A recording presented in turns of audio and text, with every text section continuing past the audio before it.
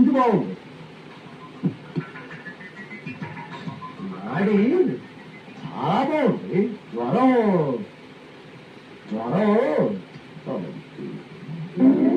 సరిగ్గా చూసి చెప్పండి డాక్టర్ గారు. 100 కాదు 200. 200 డిగ్రీల జ్వరమే? పాపం అత్తయ్య గారు సరిగ్గా కాలిపోతుంటారు. అవును నిజమే. అయితే నువ్వు కాస్త అడుగు తెచ్చి అమ్మ నువ్వు ఇదిగా ఇలా మీరే సొంతగా ట్రీట్మెంట్ చేసేసుకుంటేనే వెళ్ళిపోతానండి.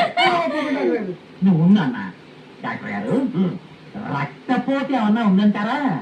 రక్తపోట రక్తపోటు